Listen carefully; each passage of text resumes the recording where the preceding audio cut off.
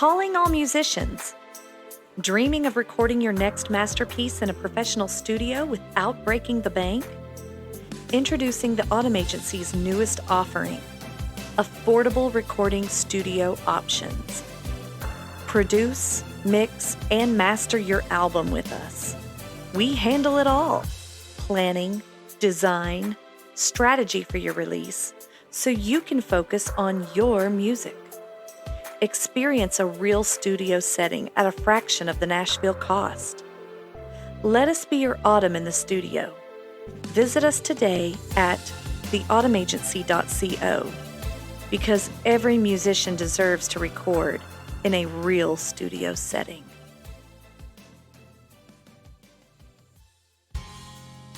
It's a different platform of influence. It is. That's all it is. You'll never hear me sing degrading songs. Right. You'll never hear me degrade women. You'll never hear me sing songs that you should chase a lifestyle that's not, honoring.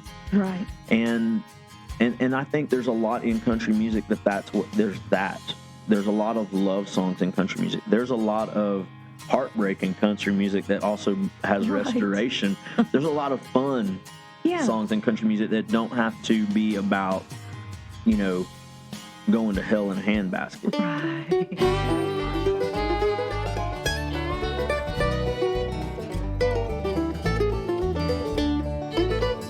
Welcome to What's Up Crossville, your go-to podcast for all the happenings in our quaint Tennessee town.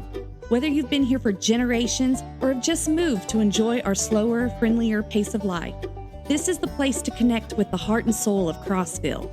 Here, we dive deep into the facts, share true stories, and get to know our neighbors a little bit better.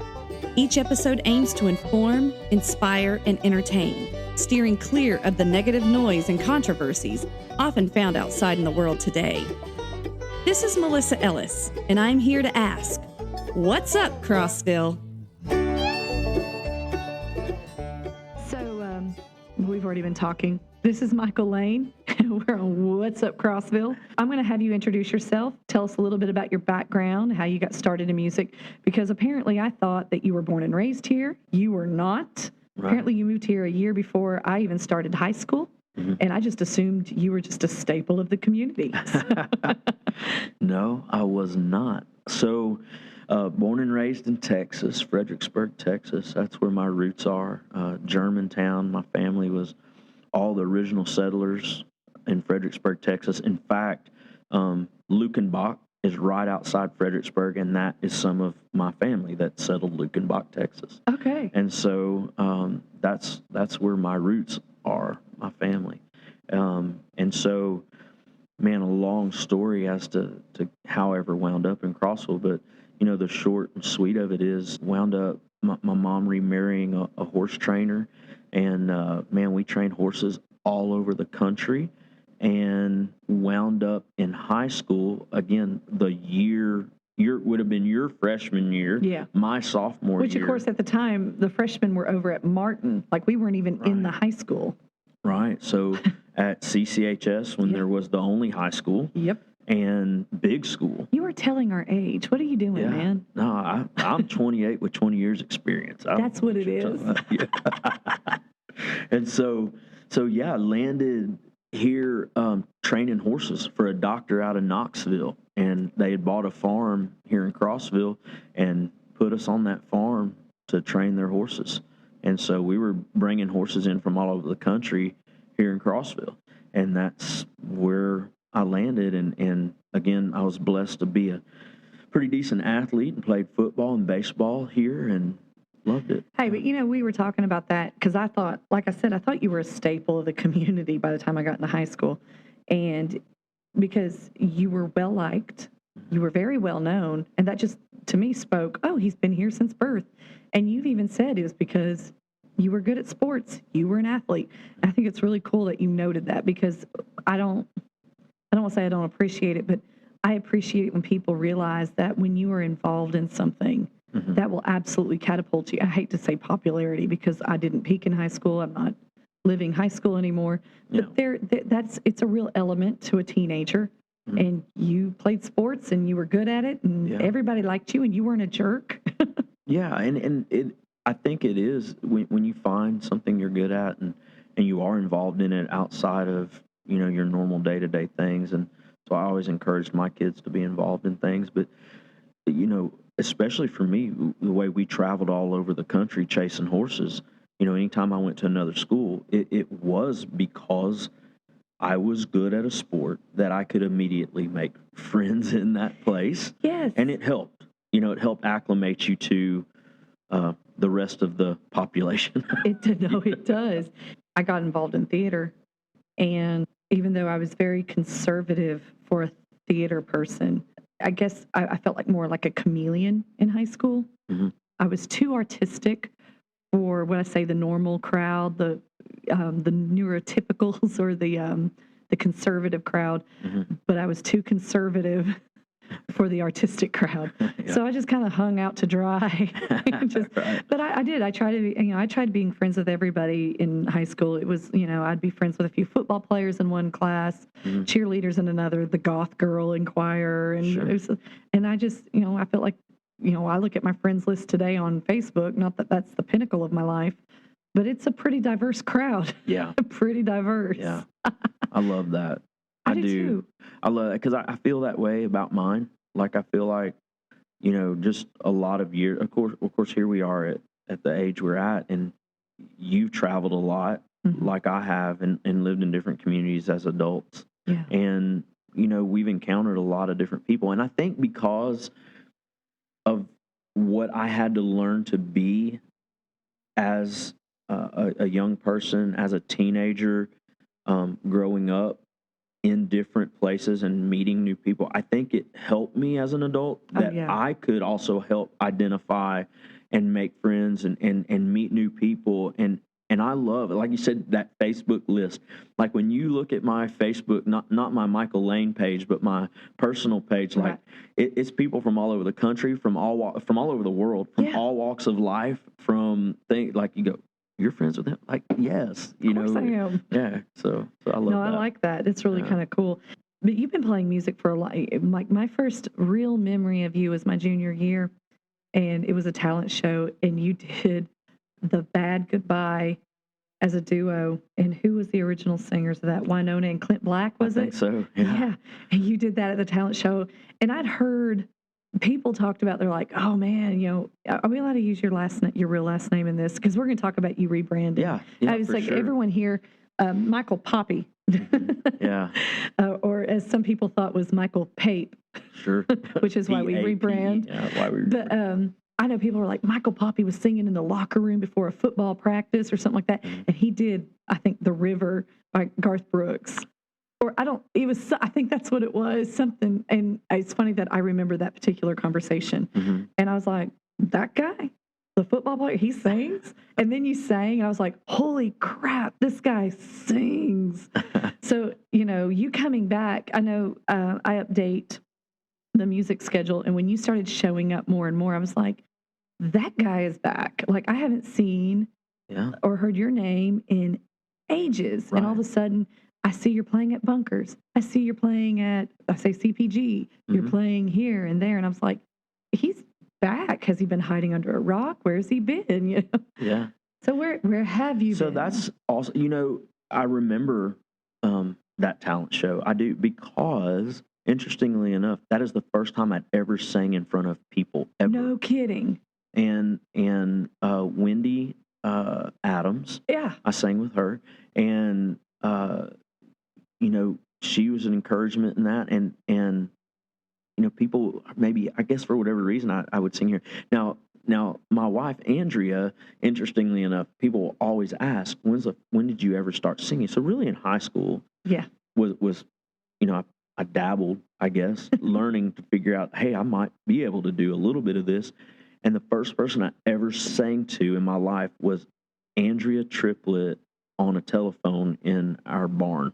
And, oh my gosh. And it was I can remember it was an old George Strait song. And so she was always part of my story. And we can get into all that absolutely down the road. But because we've only been married, since October and reconnected after 30 years. But she was the first one I ever sang to. That's such a cool connection. And so yeah, after high school, I'd gotten married and moved away, moved back, moved away. There's a lot of move back for a minute, then move away, move back to Crossville, and then move away. But, honestly, what happened was I'd given my life to the Lord. I love the Lord. I'm thankful that Jesus Christ is my Savior, and Lord knows I need Him because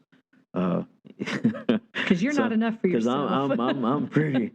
Sometimes I think God just shakes His head and goes, "Oh boy," and so that one broke the mold. And so, but I got into ministry in my early 20s, and that really took me all over the South and Texas, Alabama, Tennessee, and as that progressed, and I got a degree from Lee University, and I was in worship ministry. Obviously, with the music, I was always drawn to worship ministry, and I learned to play. I didn't know how to play guitar. I learned to play guitar. Really? Because I didn't want to play CDs anymore. I didn't want to play cassettes anymore. Okay.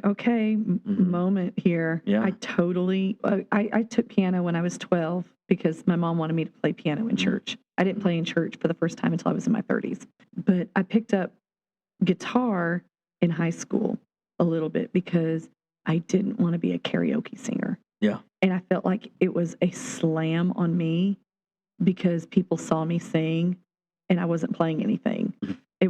I felt like it made me look better if I could play something. And so then I realized that I do enjoy playing more acoustic and kind of having that control. But it was also a level of very, Talladega Nights. I felt like now when I sing without a guitar, I'm like, I don't know what to do with my hands. What am I doing? I'm the same way. I'm the same way. But no, I get that. It's so funny. You're like, because I didn't want to do it to tracks. Yeah. I didn't want to do it to tracks anymore either because I felt like it sounded cheesy to me. So as I got into worship music, that is exactly where I was. I did not want to. I wanted to be able to play worship music and be able to play it and sing it as I wanted to, not be in a box with a track. Exactly. And in fact, I tried a long time to play guitar after high school. I mean, I was in my 20s, and I couldn't do it. And I remember one time really just saying, Lord, I really want to play for you. Yeah. And all of a sudden, things started clicking. And I was, because sometimes, this, playing guitar and piano and other instruments, what you sing, that cadence, and what you play, rhythm, are two different things. And a lot of times when you're singing, learning to play, you're trying to play with the words you're singing. And I couldn't find that rhythm. Yeah. And then all of a sudden it started clicking. Awesome. And I did. And so, God, as I was in, ministry, that's where I had kept, that vein of worship music. And I was a worship leader. I pastored a church in Alabama. We had planted a church there. And then was my last as employment in the church, if you can say that. I mean, you can't say that I was full-time ministry, but I was a worship pastor and actually had multiple worship leaders that I got to speak into and sow into at a really good-sized church. And that was amazing. I was around a ton of talented people. And so I never ventured out in the way that I do now in singing kind of as a non-secular person, singing country music. Although I was always cowboy, I was always country music, I was all those things, always. I just never ventured out like this. We've talked about this a little bit.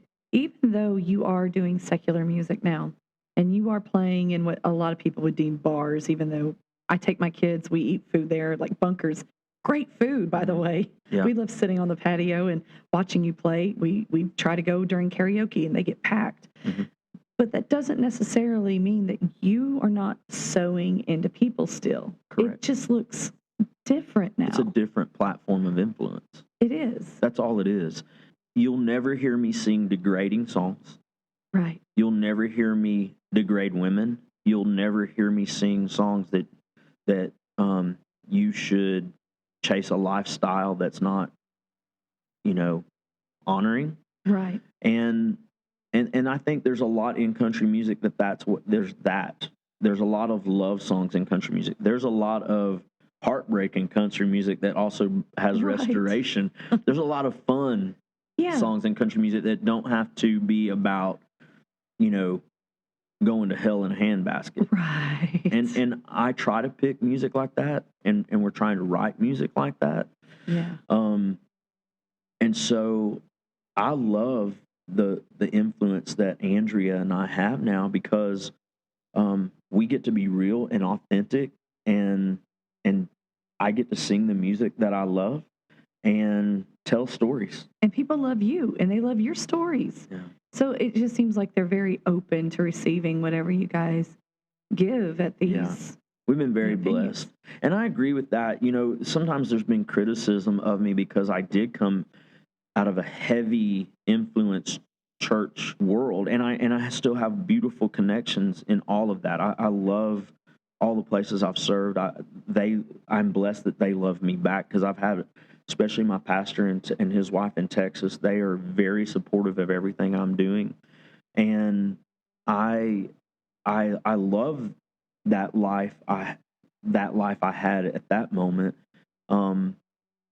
But there can be criticism where you're singing in a bar, and it's like, man, you go to Chili's and there's a bar. Yeah. You go to Texas Roadhouse, there's a bar, and it's like, and here's one thing I've done, and I've held pretty true to it for the past year and a half. And not that there's anything wrong with the 21 and over bars. I'm not knocking them. It was just a choice I made that I don't sing in those. I don't sing in them either. And I think that that's been a misconception most of my life, when they're like, well, she sings in a bar.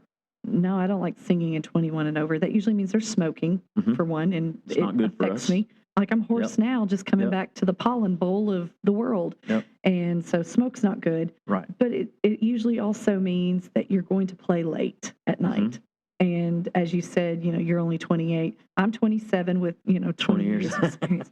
I don't want to stay up past 10 o'clock. It's just not my thing anymore. Yeah. But I also do jazz. People in bars typically don't want to hear jazz. That's true. Now, there is one 21 and older place I do play at, and it's a cocktail lounge, and it is a very high-end cocktail lounge, and they're there to just chill and listen, and it's a very quiet crowd. They're not up and dancing. Not that there's anything wrong with it, but it fits me. Yep. But I don't play in bars, and we've run into the same issue. Well, I don't know if I really want her singing in church. She plays in bars, and my husband's big thing is like, she plays in places that offer alcohol. And, exactly. Some Pizza Huts offer beer. Cracker Barrel. Cracker Barrel. It's not a big deal, guys. Yeah. So, I think that's really cool, though, because, and I'm not saying that bar crowds are the people that need Jesus the most, because there's a lot of people in church that need Jesus the most. But, I spoke to Jessica Nolde. She runs Recovering Crossville. And she brought up a really good point in my interview with her, was that, I know Jesus says, come to me, but he went to people. He went to people in their journey. He met them where they were at. Yeah.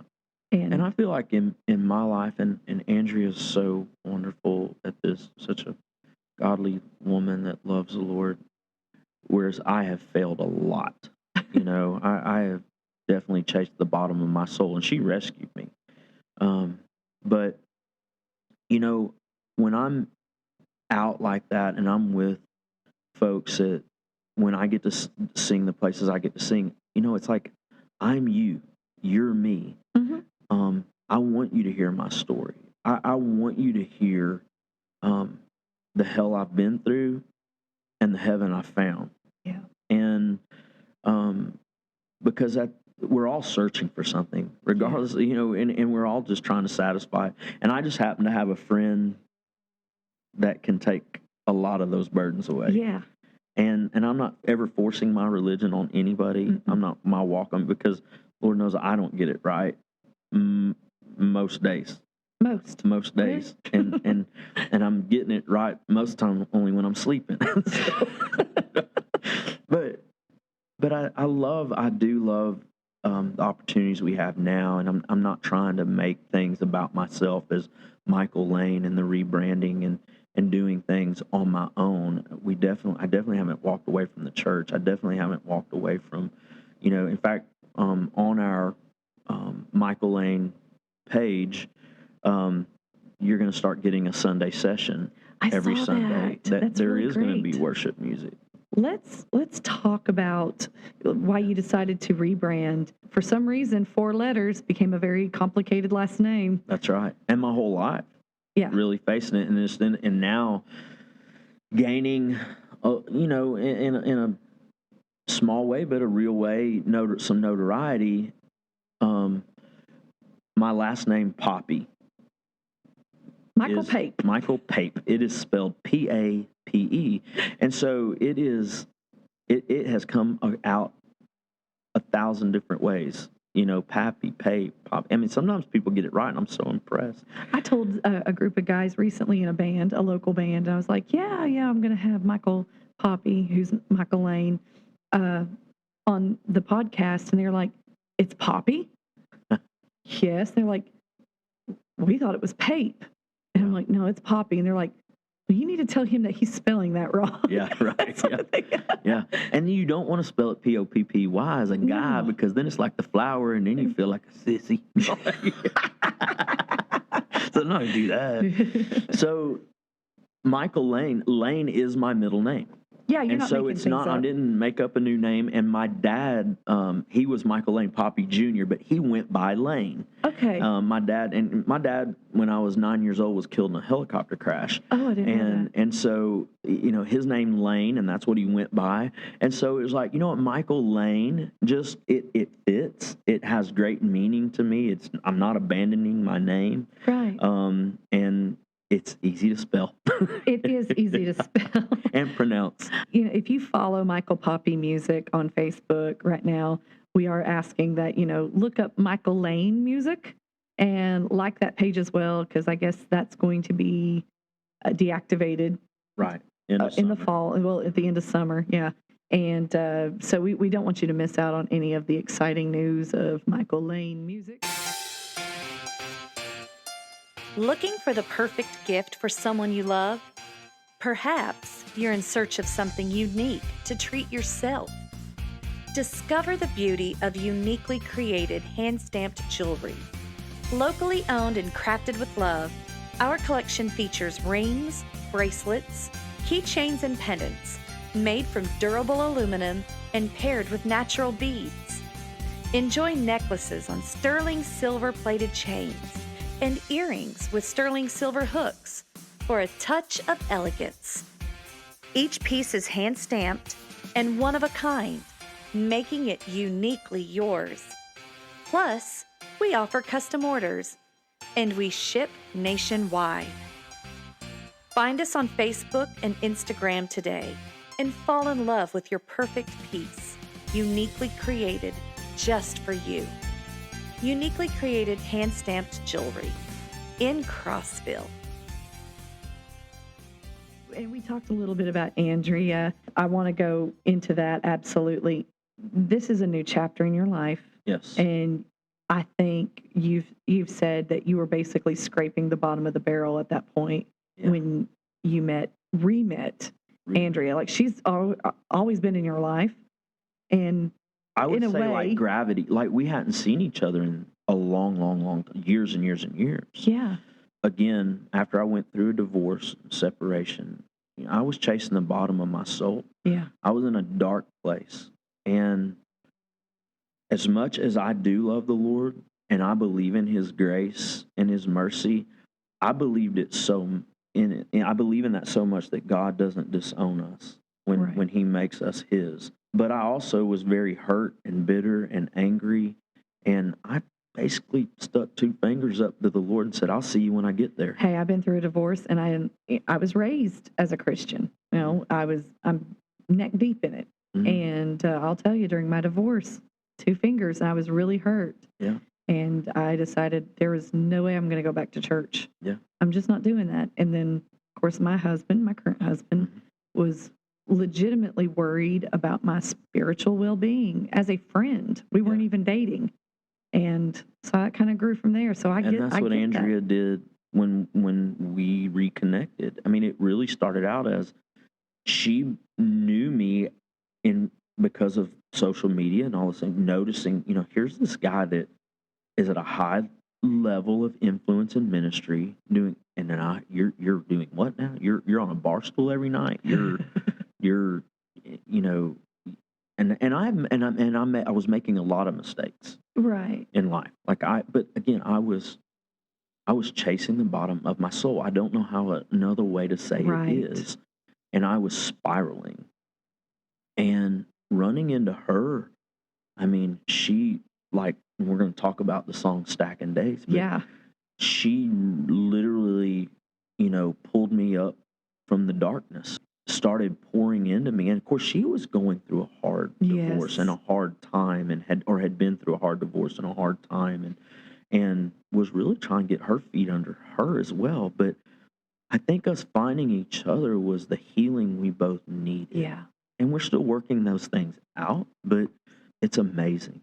It's amazing. We're going to talk about something you've told me the story. Mm-hmm. I want you to tell the listeners, tell the listeners, apparently I'm writing an article about it too, about when you first saw Andrea again. Yeah. I was having a bad day. It was a Tuesday at 10:30, and I went to the Cumberland Mountain State Park and I just wanted to see the water. And if any of you are like me, you can just get near water. It calms you. I just love the water. I just needed to get near some water. So I did. I went there and looked at the lake. Middle of the day in my work truck. I work for U-Haul Corporation, and I went there. So on the way out, I saw a friend of mine that works there, and he was asking me some questions about actually playing music. It was Park Ranger Mark Houston, wasn't it? It was actually absolutely Mark Houston, and so he was asking me about playing some music out there. And as I'm going back to my truck, I look up at the office, and I see Andrea Triplett standing there. And I'm like, that is Andrea Triplett. And so I kind of take my time getting back in my truck, hoping she'll recognize me, and she doesn't.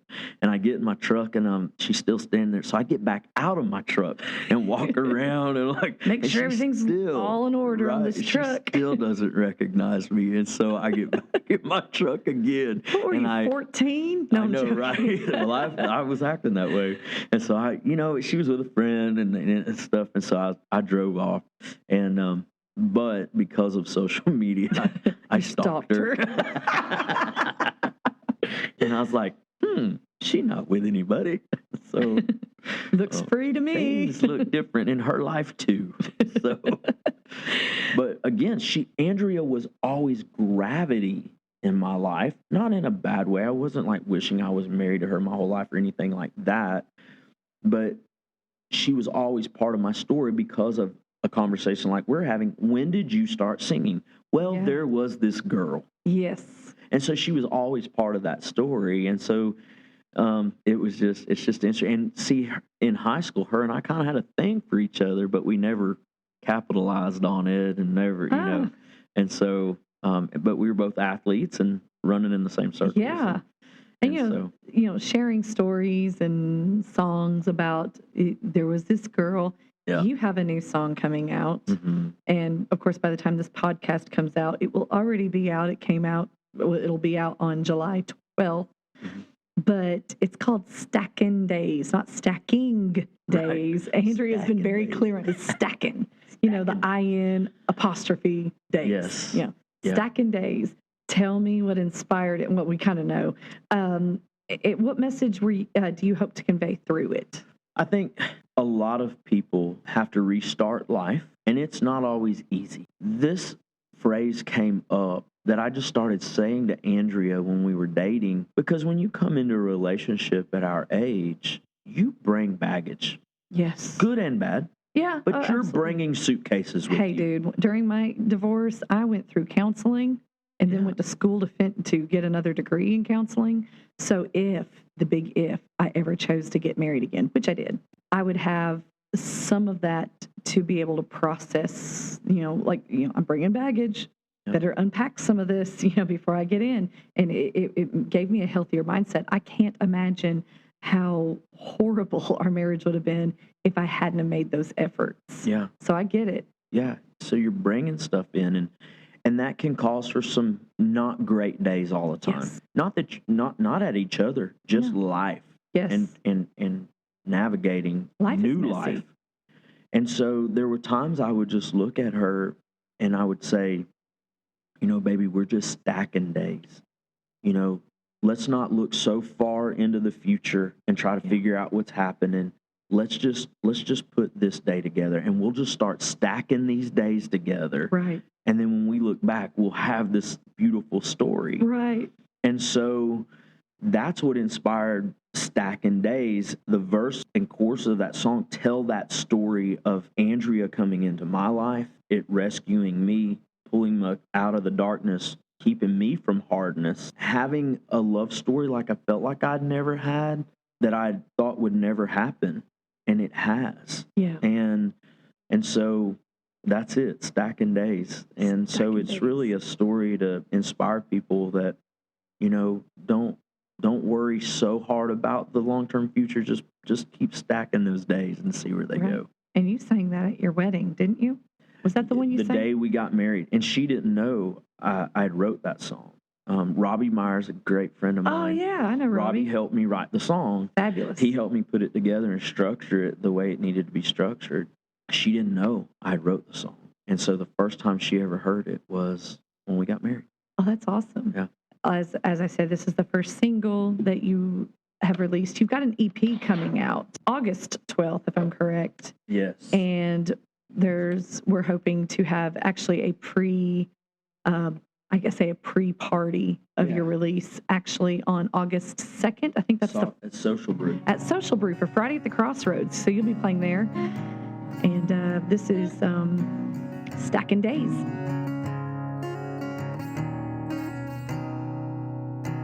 One sun up and one moon down. It's crazy how this world spins round. But seeing you made it stand still. Always wondered how you'd been. Never thought I'd see you again. But if there's a way, then there's a will. You pulled me up straight from the darkness. Kept this cowboy's heart from hardness. Sometimes starting over isn't in the plans, but that's not up to us. We'll leave it in the maker's hands. Like the house we'll build upon the hill, brick by brick gets laid. Baby, it's just like we always say. We're just stacking days.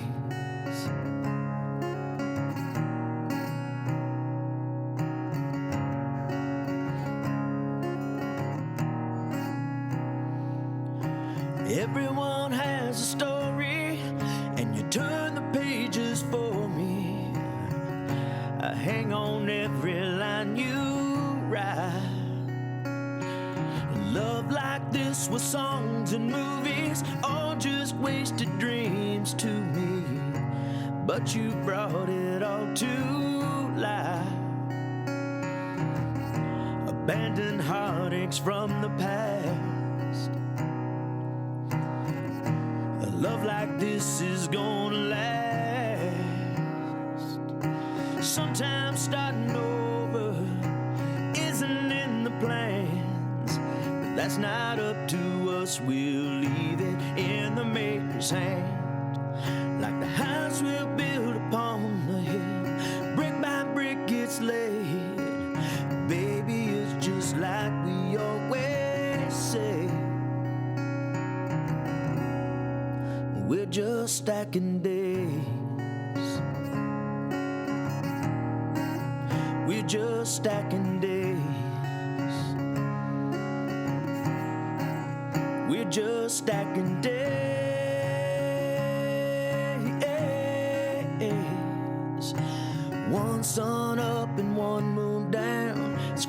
how this world spins round. But seeing you made it stand still. Ooh. Oh, wow. I love that song. I really do. I'm really excited that you're coming out with that. And I think anyone who listens to it is going to be great. Your tagline is authentic country, cowboy soul. Yeah. I think that absolutely nails it right there. Yeah. Now, your EP that's coming out is called Stripped. Yeah. And I want to talk a little bit. It's just a little, it's cute. Yeah. And I think people will appreciate it. Anybody who's married knows.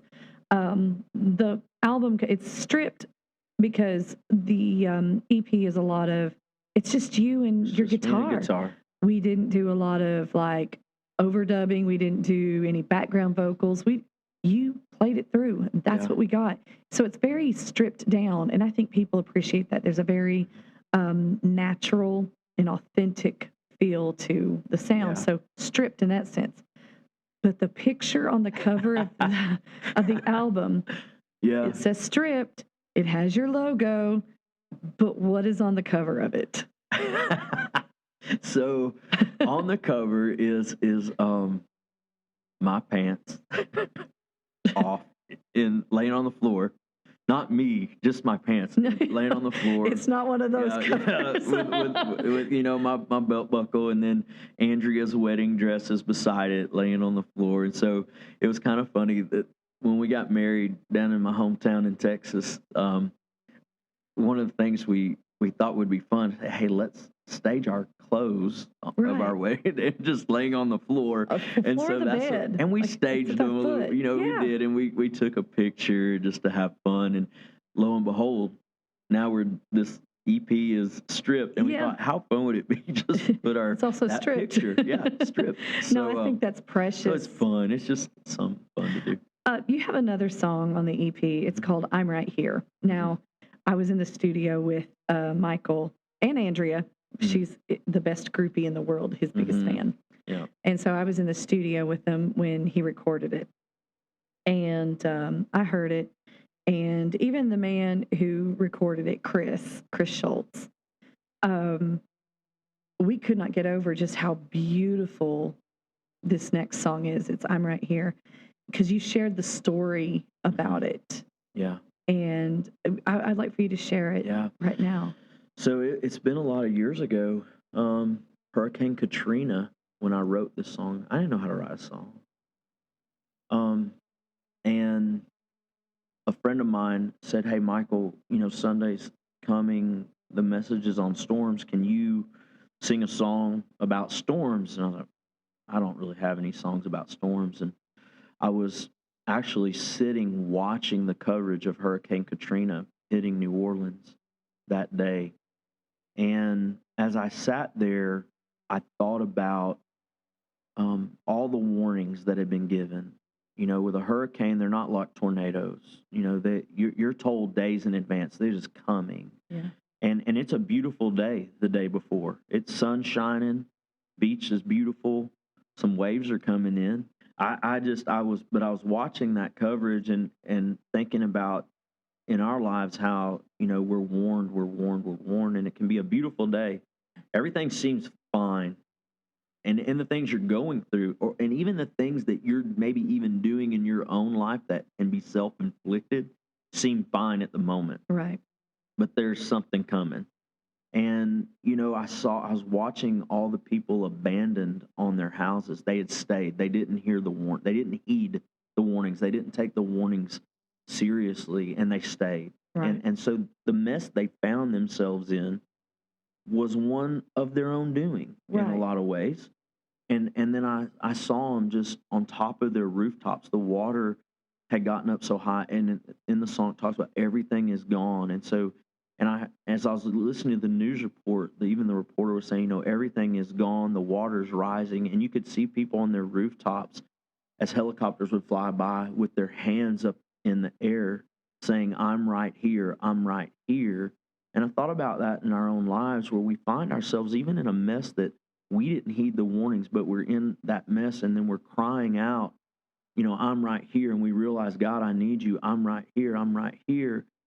And then the reporter said this, and it hit me. And I remember to this, I mean, I can remember it like it was yesterday. Him talking about, he said, the silence in this city is eerie. He said, the generators have gone out because the power's gone and people have been running generators. He said, they're gone now. Gas is gone. He said, this huge city, he said, the silence is eerie. No one else is here. I thought about that with the Lord, that, and in the last verse of that song is, the silence is eerie. No one else is near. And then I hear your voice loud and clear. And God never gives up on us. And it's God reaching out saying, no, I'm right here. I've got your hand. I'll save you from the mess you've gotten in. Like, God is no respecter of persons, and he loves us above reproach, and he does not care whether it's a mess that was caused in your life by other circumstances or if it's a mess you caused yourself. God loves you enough to reach out his hand and pull you out of that mess. And that's where the song was born, through all of that. Well, I would like to hear it. I'd like for you to share it.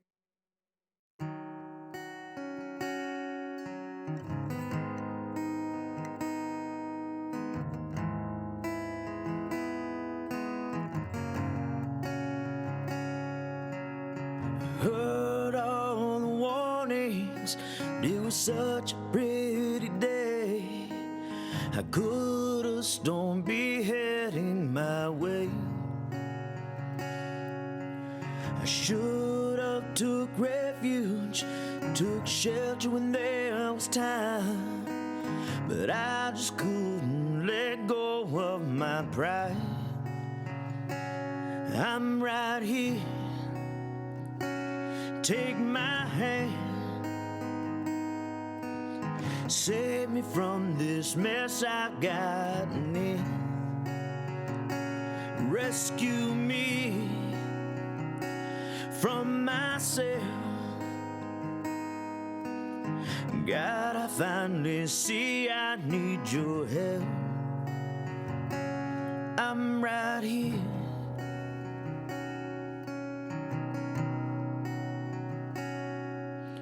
The water is rising, everything is gone. I thought that I could make it on my own, but now I sit here stranded in the midst of this storm. God, it feels like I just can't go on. I'm right here. Take my hand, save me from this mess I've gotten in. Rescue me from myself. God, I finally see I need your help. I'm right here.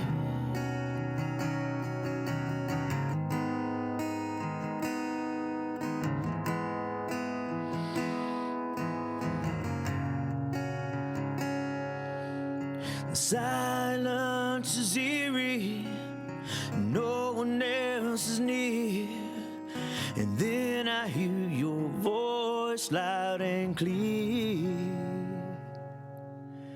I'm right here, I've got your hand.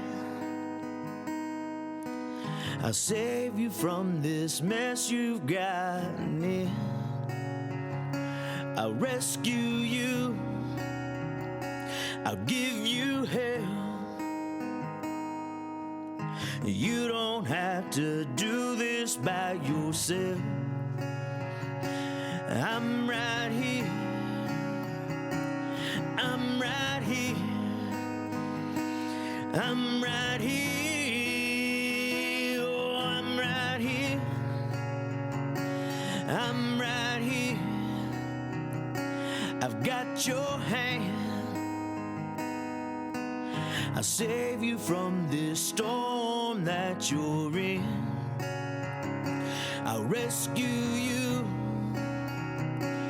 from this flood. All you need is faith, hope, and love. I'm right here.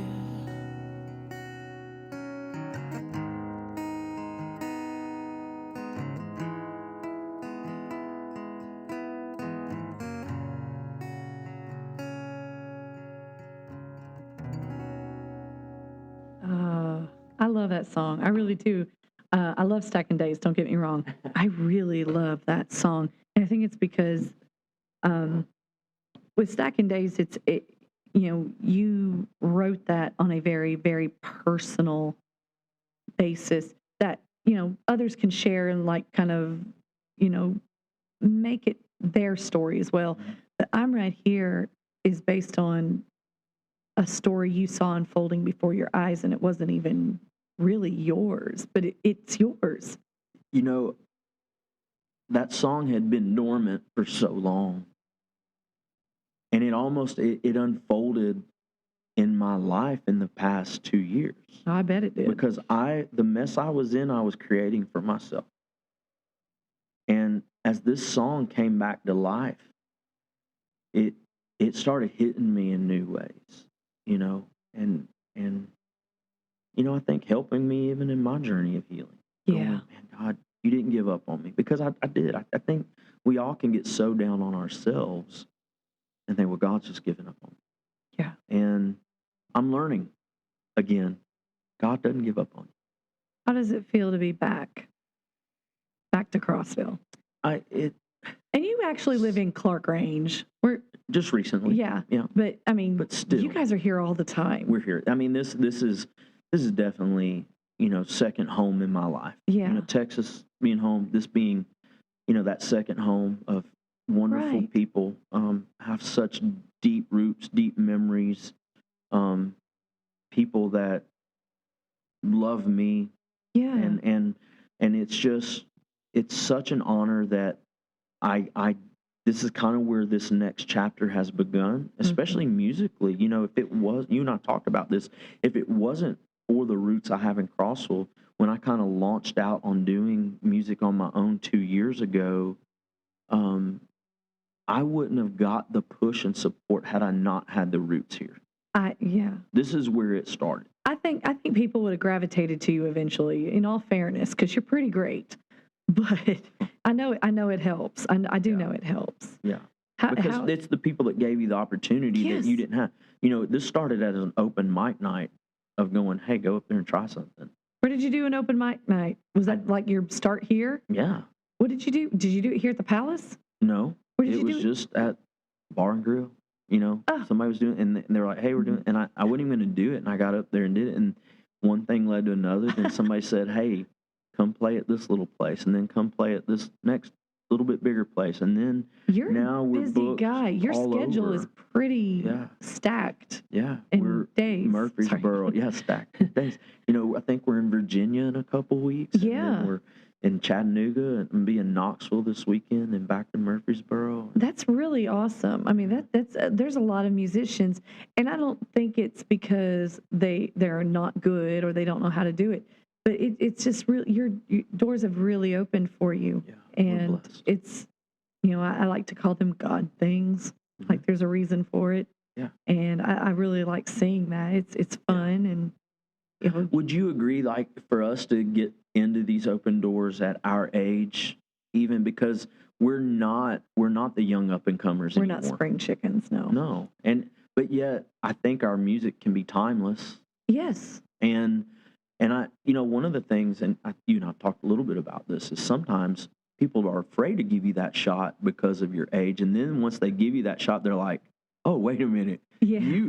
Our crowd loves you. Yeah. You entertain our crowd. Absolutely. And so that's the biggest battle I face. No, I face, in the music industry, I absolutely face ageism. I do face a little sexism. I say a little, and I'm trying to be kind about it. I face a lot of it, mainly because I'm a female. I guess more so in this end of the area of Tennessee. It's not so uncommon in Nashville to see a female musician that can play guitar, songwrite. But I've put in at places and they're like, oh, well, who's going to play for you? And I'm like, oh, well, I'm playing by myself. You don't have some man coming in with a guitar. No, I don't. I'm like, I don't need a man. But I do see a lot of ageism issues happening with me as well, because gravity works. Like everything is like kind of hanging on me a little bit more. So now, not very pretty. I put on a lot of weight because I've had a lot of children. I even lost a lot of weight a few years ago, and it caused my hair to fall out. So my hair is much thinner than it used to be. And I just had this conversation with another person before this about how we're not really at competition. Yes. But the world kind of puts you at competition. So when they look at, well, do I want to book this 47-year-old woman who is frumpy, dresses like a mom, and, just looks older? Or do I want to book the younger woman who wears flashier clothes and has a full head of hair and equally talented? But I do lose those kind of gigs. I do lose. And it doesn't bother me so much because, I saw that kind of coming about in right before 2020. And so I put a game plan in place and decided to go get my master's in music business and still play music, but use my experience and my education to help other artists, whether they're the same age, younger, older. I don't care, because I love a healthy local music scene, and I want to see that fostered in this area. Yes. I helped foster that in Cookville with Hip Cookville, and I see how we've worked really hard to kind of lift up our local musicians. Cookville's good to me.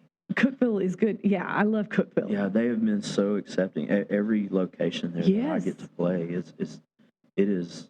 I love playing down in Cookville. Also, it is a beautiful place. And I'll tell you, one thing that I saw a post of yours talking about, and that I appreciated a lot, is not being in competition. Yeah. And I've talked about that for a lot of years. I've talked about that even in ministry. Yes. With preachers or pastors. When you listen to the radio, you hear different people all the time, and you don't ever think, well, most times you hear that, you go, I love that song, or you hear this, and I love that song. You don't go, well, I like that because it's that person, and I don't like it because most times and not. Yeah, We're there's not in a lot competition. Of things, no, not at all. I'm a big fan of abundance mindset. Yes. I don't like looking at it as it's a single pie, and once all the pieces are gone, you're left with nothing. Right. Like in my mind, I'm like, well, that wasn't my pie, and I'm waiting for the baker to come out with another pie. Yeah. There's something for me if some venue or an opportunity goes with someone else, that wasn't for me. Yeah. There's something else for me. Yeah. And I see that a lot. And I'm, younger, it bothered me. But the older I've gotten, I'm like, why would I stress out over that? I do different things. I play different music. I don't, I've heard, myself compared to other local singers here and gone. Yeah. And I'm like, I don't sound anything like them. There's no competition because they either do a different genre or I do jazz. Their jazz is different from my jazz. Yeah. Or I just have a different sound, and people are either going to choose both or one or the other, and it doesn't matter. Yeah. But like you said, these venues, they hear these older people and they're like, hey, this works for my crowd. Yeah. Fairfield they're my people. Yeah. I play jazz blues, and they're like, I love your music. So I love playing in Fairfield. Yeah. That works for me. Yeah. And I've been very fortunate. But yeah, ageism is a real thing. And I think that even in the music industry, sometimes you judge that book by its cover a little too much. The folks that love music and appreciate the diversity are the ones that give you that shot. Yes. And then they realize, they're like, this isn't just some cowboy with a guitar. This guy connects my crowd, connects to my people, connects, gets people singing, gets people dancing, gets people clapping, and because it's the country music scene, right? Like it's different, a little different than the jazz. It is scene, and so. But at the same time, we still got to connect with our audience. We have to connect with our audience. Would you say that ageism has been your biggest challenge so far? Yes. I mean, have you seen? Has it? Biggest challenge. Biggest challenge. Yeah, because when I get in the door, I get rebooked everywhere I go. Yeah, I haven't it's just seen you getting not in the door. It's just getting in the first time. Oh, yeah. Once I'm in, they're like, hey, will you come back? I think that's a shame. And I think it's good that we talk about it. Mm-hmm. And I understand we all get older. You know, I get that. But I think for you and where I'm at too, you're still getting the same quality. In fact, where I'm at today doing music, I feel like I've gotten stronger. I feel like I'm better than I used to be. Yeah. Not today, I'm hoarse. Well, no, but yeah, no, like I feel agree. like I can bring something with experience because my energy level has not dropped. Mm-mm. My vocals have felt like they're getting much stronger as I'm learning control and learning different warm-ups. I'm learning a lot of things, you know, and songwriting. And Let's talk about our songs. Our songs are going to be able to reach a different demographic now because I'm not going to be singing songs about young love. Now, I do write songs about that, but at the same time, it has a very different perspective now. Yeah. Yeah. Oh, yeah. It's absolutely different. And when I talk in between songs, I'm not a smooth talker, but it's very clearly someone who is relaxed in her own skin, in her own lifestyle. Yeah. And, you know, I'm the one who will sit on stage and talk about how stinky boys are because I have 4 of them and my house smells like a frat house or a nasty locker room. Yeah. And whether that's appropriate or not, I don't really care. Some people are going to appreciate that because they're going to be like, I live that life. That's right. That's right. That's right. What has been your biggest success so far? You know, Melissa, I'm really living a bucket list deal right now. Like just getting to do what I'm doing right now is the success. Yeah. It 2 years ago, if you'd have told me that I was going to get to play, and I know my lane, God can do what God can do. And you and I have talked about this before. Yeah. I'm not chasing Nashville. No. I'm just not. I know my lane. I know I love the breweries. I love the marinas. I love the bar and grills. Because I love the outdoor patios. I love these, and they keep me busy. They do. You know, that's your lane. It's my lane, and I love that. And so my biggest success up to this point is that I just get to do it. Yeah. That I just get to share it, and that people want me back. I love that. Now that's a good sign. Yeah. It's never a good sign when they don't want you back. Right. I didn't know if you knew that. Yeah. I've seen that happen a couple of times. I've had a couple. You know, you always get those ones. I've had a few. You know? I've had a few of those. And sometimes if they don't pull the plug on me, I'll come back. I'm like, I don't think I'm a good fit for this venue. Exactly. And I've had to pull the plug on that. Yeah. And it's not because I didn't like them or the people. It's because I may be playing somewhere and these people clearly are here more for Miranda Lambert and not Nina Simone. I don't belong here. Yeah, and let's try to get you a Miranda Lambert here. That's right. You know? That's right. So how do you stay connected with your fans and with the local community? I mean, you play a lot around here. I do. I know you're on Facebook. Love social media and learning all the time how to get better with social media. And we're going to be getting better with social media. So, you know, again, we're going to be posting a lot more as far as interacting with the people. So, you know, we're going to do the Sunday sessions. We're going to start doing a situation where you send in your request for a cover, and it can be any genre of music, and we're going to cowboy it up, and it could just be country music, but it can be any genre, and we're going to put our spin on it and pick songs and start doing those for you once a week. Good to know. And so those are things we feel like just to interact more and let people see our flavor. And so, yeah, I think, and we want to be involved in the community. And so not just doing things on social media, but you know, I've loved doing things for Toys for Tots. I've loved doing things for Cooperative A, a great mission organization that does medical missions in other countries. And, you know, just doing things for the community, in the community, to help where we can. And we want to. I'm really excited that you're going to be taking requests because I have every intention now of sending you some Barbie Girl. Do you Barbie Girl? Listen, we've done some. You know, listen, one of the fun ones we do, even when I'm out playing, is this girl is on the girl on fire. I've heard you do that. And so, just taking things that people don't expect you to do. And I've heard you do a flipped version of Strawberry Wine. Yes. I love doing songs that you typically know as girl songs. Yeah. And putting a male perspective in. I love covering House That Built Me with Miranda Lambert. You brought her up. Yeah. I love that song. I cover it. Strawberry Wines, I love doing it. I love that you do that. I try to do it in some cases. I think the most male song that I do is probably Billie Jean. Oh, yeah. Which, me telling the story in Billie Jean doesn't make any sense. Because that means some girl had my baby. Yeah. And I wouldn't know. But it's the artistic approach. It's the artistic approach. That Agreed. counts. Agreed. That's right. That's right. Do you have any local venues or events that are coming up that you're going to be playing at? I know you stay busy. Mm-hmm. Yeah, and so calendar on social media is always the best way. So we're all love being here at Bunkers, Social Brew, CPG, Beef and Barrel. I'm definitely going to be at Social Brew on August 2nd. Yeah, Crossroads. Yes. Night at Crossroads. So that's a great night we're going to have at Social Brew for sure. So make sure that you come out, celebrate the EP, and let us play some songs for you. Yeah. One of my goals is to be that kind of country jukebox. Yeah. Like you come up, make that request. Let me see what I can pull off. What kind of advice would you give to aspiring musicians, especially those from small towns like Crossville, and maybe even advice to musicians who are not exactly spring chickens? Mm-hmm.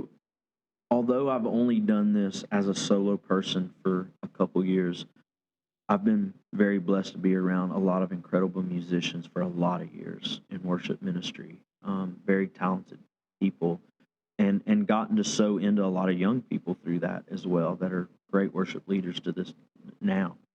And I will always be the proponent of time and consistency. Put in the time and be consistent. This day and age, you have to have a social media presence. Yes. You have to. So I would say at our age, if you are aspiring to do some things like you kind of wanting to play local gigs, if you do not have a solid social media presence and are not promoting yourself in that way, because you can be so professional these days. Yeah. You can look so professional and not be good. And I've seen that too. But that's a good thing for those that do have talent. There's no excuse for you not to look professional. I agree. And so that would, if as aspiring people wanting to do what we do, but young people, I would say just, stay consistent. Do not like be idle, because it's kind of like a train, and I'm learning this even in a lot of ways. When you get that train rolling, it takes a minute to get it going, but it starts moving fast. Yes. But when you slow it down, it's tough to get it going again. It is. And so you can't stop, and you can become complacent, and you just have to be careful about that. I would say this to other artists coming up or trying to figure out how to get in a little bit more. Watch what other people are doing. Absolutely. That are successful. Mm-hmm. And one of the things that I'm starting to do with Andrea's help and with your help too is we want you to have glimpses into our personal life. Right. Like people want to get to know you, and I watch this with other artists that I have an affinity for, mm-hmm. and they let you into their life. They're posting things. They're talking about their life. People want to know you. It's engaging. Yeah, it is. It's engaging. You want to know it's more than just somebody standing up there at a microphone singing. Yeah. You want to know, they have family. Yeah. They love their kids. They love their mom and dad. They have a cute little puppy. Yeah. I have a cute puppy. Yeah. You want to find a common ground outside of just music. Yes. And I think a lot of people do that these days. They want to identify with you. They do. And you don't have to give them everything. No. But give them a glimpse. Yeah. I think they appreciate that. How can listeners find your music? Stay updated on your latest news. That's right. Yeah, michaellanemusic.com. Yeah. Go to the website. There, social media, Michael Lane Music. Yeah. It's on every. There's a lot of Michael Lanes. Yes. But you'll find mine. Look for the cowboy-looking dude. Yeah, the cowboy. That's right. I think, as I've researched that, we're probably the most current one. Yeah. I've looked at a lot of others, in the they research. Haven't updated their pages. They haven't updated. There you go. You'll see, you'll find ours pretty quick. Yeah.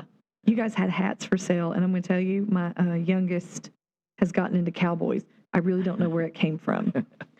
But he calls that we had to get him a Michael Lane hat. Yeah. And he wears that. He wore it all the way into Florida, wore it on the beach. That's his cowboy hat, even though he knows that cowboy hats look different, but that's his cowboy hat. That's awesome. And so when the younger two get their own separate rooms, which will be in about a month because my second oldest is moving out now, and they'll have their separate rooms. He's decided he's taken down all of Liam's dinosaurs, and he's going to put up cowboys. Oh, that is so I don't even know where this has come from because it's not like I watch a lot of John Wayne at the house. Yeah. We don't listen to too much country at the house, but he is into cowboys, and I think it's because of you. Well, that's awesome. I'll take it. You know what's so cool about those hats, and I love that night he got his. That was so awesome. But we just ordered all those caps, and I did one show. We sold them. We have to order another batch. Yeah. I mean, they're awesome. We love them. Everybody loves them. I like them. I tell people, if you don't like me, the logo is so cool. The logo is cool. I have every intention of ordering a hat too because I like to wear ball caps to cover my unkempt hair. I don't like to fix it every day. I'm not as girly as I used to be. So I appreciate a good ball cap. That's right. And I know Andrea wears one. It's I think it's leopard print. Yeah, it's a leopard print. Yeah. So there's even stylish ones for girls. That's right. There is. Or guys, if you're into leopard print. Yeah. I mean, we know Michael Poppy's not into flowers, which is why he's Michael Lane. He didn't want to look like a sissy. But if you want to wear a leopard print Michael Lane hat, we will not call you a sissy. Not at all. We'll be totally okay with that. That's right. That's exactly right. Michael, it was such a pleasure to have you on the show. Thank you for sharing your music with us. Yes. And again, his EP comes out on August 12th. And you will be able to find that on all streaming platforms and purchase it from his website, which is michaellanemusic.com, correct? Yes, that's correct. And, we just look forward, and you can follow his schedule there as well. So we look forward to seeing more of you, and it's just great having you back here in Crossville. Yeah, thank you. When you're coming down, it's right off Interstate 40. It's my beloved hometown, Crossville, Tennessee. And when I leave, I feel so sad, not just because of mom and dad. It's for my love of hometown, Crossville, Tennessee.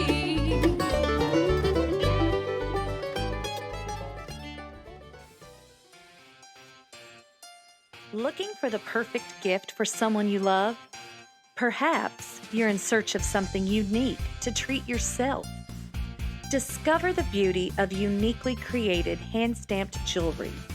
Locally owned and crafted with love, our collection features rings, bracelets, keychains, and pendants made from durable aluminum and paired with natural beads. Enjoy necklaces on sterling silver-plated chains and earrings with sterling silver hooks for a touch of elegance. Each piece is hand-stamped and one of a kind, making it uniquely yours. Plus, we offer custom orders, and we ship nationwide. Find us on Facebook and Instagram today and fall in love with your perfect piece, uniquely created just for you. Uniquely created hand-stamped jewelry in Crossville. Thank you for tuning in to this episode of What's Up Crossville. We want to give a shout out to the amazing sponsors for their support. If you enjoyed this episode, be sure to subscribe to our podcast and follow us on Facebook and Instagram. Leave us a review, and don't forget to share this episode with a friend. For more information about What's Up Crossville, visit us at whatsupcrossville.com. There, you can find upcoming episodes, resources mentioned in the episode, and even recommend future guests. Please note that the views and opinions expressed in this episode are those of the individual speakers and do not represent the policy or positions of this show, its related entities, advertisers, or the Southern Spitfire brand. While our discussions may cover a variety of topics, the content of What's Up Crossville is intended to inform, inspire, and entertain. It should not be used as a substitute for professional advice. For medical, financial, legal, or other professional advice, we encourage our listeners to seek the expertise of a licensed professional who can provide personalized guidance. Thank you for listening, and we'll catch you in the next episode of What's Up Crossville.